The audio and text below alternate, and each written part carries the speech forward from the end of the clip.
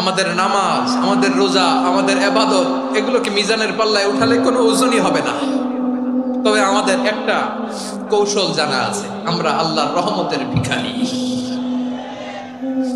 আমরা সেদিন আগেই গুনার স্বীকৃতি দিয়ে দেব।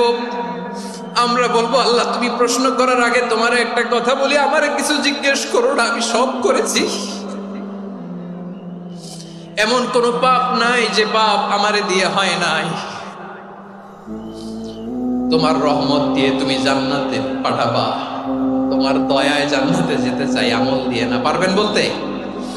কিয়ামতের দিন আমরা বলবো, আল্লাহ আমার আমল দিয়ে জান্নাত চাই না, আমি তোমার দয়া দিয়ে জান্নাত চাই। তোমার দয়া ছাড়া আমার কোনো উপায় নাই।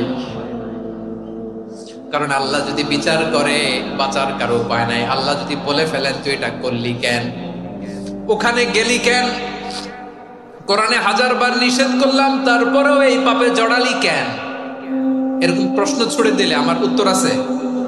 বাঁচার কোনো উপায় আছে?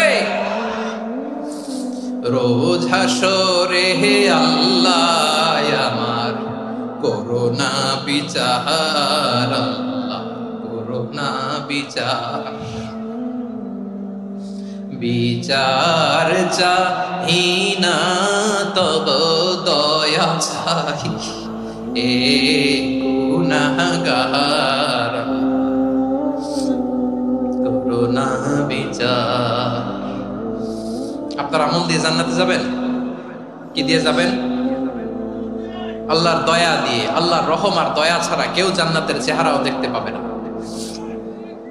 আমার প্রিয় ভাইরা, এই দোয়া আল্লাহর কাছে পছন্দনীয় হওয়ার কারণ 3টা। দোয়ার প্রথম অংশে আছে তাওহীদ, আল্লাহর একত্ববাদের ঘোষণা।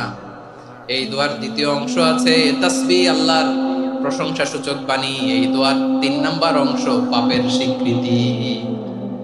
তাহলে আমরা সবাই গুনাহগার। আমরা আল্লাহর কাছে পাপের স্বীকৃতি দিয়ে বলবো, ও আল্লাহ ইন্নী কুনতু মিনাজ জালিমিন।